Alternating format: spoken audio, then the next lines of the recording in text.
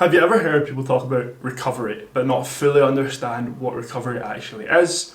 In today's video, I'm going to cover everything you need to know about recovery. This is actually something that happened to me. For a long time, I saw people speaking about recovery and I kind of thought it was this magical thing, it was really complicated, but it really actually isn't. And I'm going to break down the steps of recovery, all the aspects of recovery, to make sure that you are maximizing your fitness game, your fitness progress, whether it's physique development or performance development. So in this video, we are going to cover the one-to-ones of the 101, Recovery 101. That's what we're doing. So what is recovery?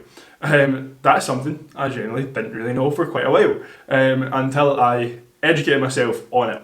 So recovery is the process of letting your body repair from the activity you've done. And when you do any form of training, whether it's running, lifting weights, it creates a certain amount of stress upon the body. Now, this could be muscle building signals, it could be inflammation from a run, it can be quite a lot if you do HIIT. It can be just stress placed upon the body. And the key to recovery is to make sure that your body is repairing in a positive way. Your body is taking what you've done, the activity you've done, and getting better from it through that recovery process. Far too often have I neglected recovery, added stress upon the body, not allowed myself time to recover from that stress, and then added more stress to the body. And truthfully, it really isn't good. Weightlifting or any form of training on its own isn't enough.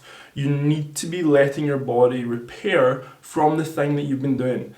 I don't know, when I was younger, I used to just think I was like Superman and could recover like that. And it just doesn't work. And that's crucial for the fact that when you work out, you cause a certain amount of damage, a good damage to the muscles, and it's during the recovery that your body adapts to the training. So when you work out, you create that stimulus of, right, your body's sending build new muscle signals, messages. But it's only when you properly recover does that muscle actually build. Same if you're trying to do an endurance sport, if you're trying to get better at running. When you run, you create a certain amount of stress on the heart, on the lungs, on your aerobic system that gets the oxygen to the site of the muscles that you are running with or doing whatever with, and they have to adapt to, and they don't adapt while you're running, they adapt after. So you need to leave time after the activity to actually see proper recovery.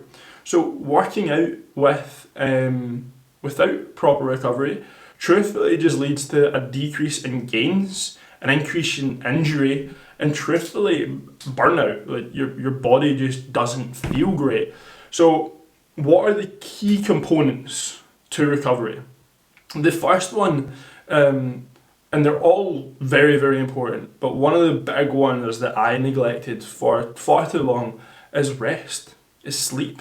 It's getting 7 to 9 hours every single night. And truthfully, I think 7 hours is too little for the majority of people. I think 8 to 9 hours is probably ideal. And the fact that if you're training majority of the week, you're going to need as much sleep as possible. So getting a good night's rest is really important to recover, but then it's also really important to make sure that you can train that day. If I've got a workout today, this afternoon, I want to make sure that I've got a good night's sleep so I feel rested so I can then tackle that workout. So it kind of helps you from the previous workout, but then it's also going to pay it forward and make sure that today's workout is also great. So letting your muscles fully recover during the night is where the most of your recovery happens. Your body down regulates a lot of things. Your hormones slightly change during the night. And that's where the majority of your recovery process will occur, is while you're sleeping. The next thing to help that is your nutrition. And sleeping, obviously, phenomenal, but you can't outsleep a bad diet, essentially. You need to have the nutrition to support the sleep too. So focusing on getting enough protein, obviously incredibly important if you're trying to build muscle. We all know that. But then what is often overlooked is your carbohydrates and your fats. Like, you want to make sure that those two things are on point. So fats are really important for energy, but also really, really important for hormones and how your body functions. So making sure every single gram of fat you get is a high quality, good fat source. Like good fats from meat, avocados, seeds, chia seeds, good quality nut butters, extra virgin olive oil. All those things are amazing for you. And not getting fats from like packets of crisps or processed crap, because that fat really isn't going to help you on this recovery process. And then carbohydrates. When your body has to repair from a workout, flush the inflammation away, carbohydrates are going to be used as energy for that, particularly when you're sleeping. So yes, carbohydrates are used for energy throughout the day. However, you also need that to help with the recovery process. So making sure you're getting good sources of carbs is really, really important. So making sure that, obviously, I don't really need to touch too much on protein. We know protein is the building block of muscles. Get the 1 to 1.2 grams per pound of body weight in you. But then really making sure you're tracking your nutrition and you're getting a good balance of proteins and carbs and fats is really, really crucial to make sure that you're replenishing your glycogen stores after a workout, you're helping, and the fats are there to help remove inflammation too. So like, there's a lot of massive benefits you get from eating a well-balanced diet and staying consistent with that, not constantly eating more, eating less, binge eating at the weekend. Okay, so sleep, nutrition. The next one is active recovery and stretching. This is something that I've had to do a lot more as of recent. I feel myself getting much more stiff and tight. So active recovery, you'll see people speaking about, and essentially it's a low intensity activity. And the thing is, the two things I like to do the most for active recovery is walking and going on a spin bike. Really, really gentle movements on the body, but they help to activate the muscles and get them going. Like leg day is a perfect example. If you don't move your legs after leg day, you've been sitting down for a while on the sofa, or you've been in a car, when you stand out of the car, get up, it's agony. But if you move those muscles, get them a wee bit looser, that helps remove inflammation, reduce soreness, and that's a positive thing. It helps speed up the recovery process by doing gentle amounts of recovery, not too much. I also think like stretching, foam rolling, doing any form of mobility work, improving your flexibility, massage gun, going for a massage are all good positive things. So stretching is part of my routine, massage gun is part of my routine, foam rolling sometimes. They're all essentially, well, the last two are essentially just forms of self-massage.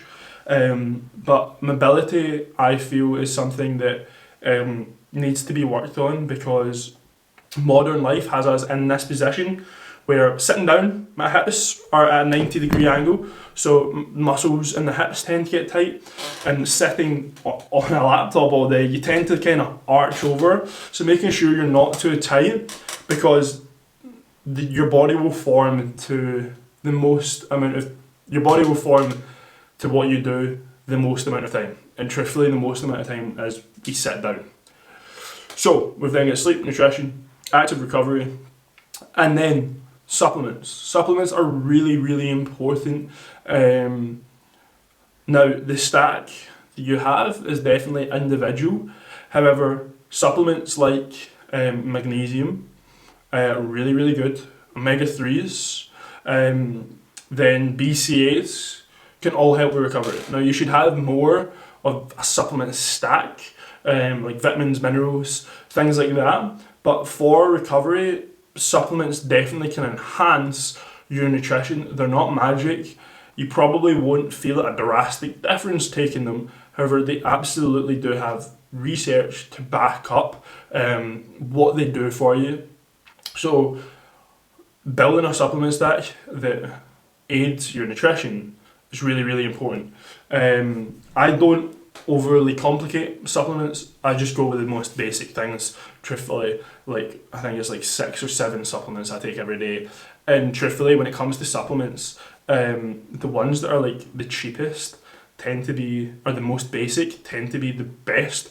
Like creatine, it's really, really cheap, but it has such a profound effect, and really, really does help. So from supplements, then we have to consider how many days do you train and how do you track your recovery. Now, I'm a massive advocate for doing introspection, which is just like self-assessing how your body feels. Your body is going to tell you if you're not recovering well enough. If you're going into workouts with sore muscles, you probably aren't recovering great. If you're going into workouts feeling really tired, really fatigued, or you go in and you're like, damn, these weights are really heavy today, that is signs that you've just not recovered well enough. Something's been off from the factors that I've already said. Things like mood or eagerness to work out as well. If you're really dreading going to the gym, again, you're probably tired, you're probably not recovered. So how can you fix that with how many times you're training? Now, truthfully, I think you need 1 to 2 days off after every 2 to 3 workout days, right? So say you do legs, push, pull, right? Take 1 to 2 days off. Usually 2 is going to be better. Then you could go back and do another 2 workouts, then take another rest. I really, really like that split.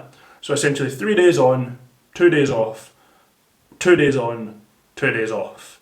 You kind of have to break the principle of working out certain days of the week. However, that really does work well. I used to train 7 days a week, and all that does is lead to overtraining and under-recovering. So now I use the same principle. I train for 3 days, I take rest days, I train for 2 days, I take rest days. It's that simple. When I take my rest days, I'm then ready to go for another bout of 3 days.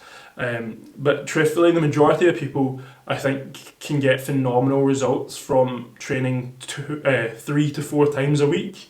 And doing that, you can essentially take a day's rest between each workout, which again is another really, really good protocol to follow. So that then means we've got your sleep, your nutrition, your active recovery days, your supplements, your training days, and how to track your recovery. Sometimes I have to tell myself, am I feeling it today? Or would it be better to not work out today and to come back tomorrow when I'll be better rested, better nutrition, having taken another rest day? Sometimes you've just got to analyse. Don't be a pussy and use it as an excuse, but sometimes you do genuinely, or you could genuinely get a better workout tomorrow if you just take a rest day today. And if you can work out better tomorrow, that just means that you're going to get more muscle building signals and you're going to get more results from the same effort.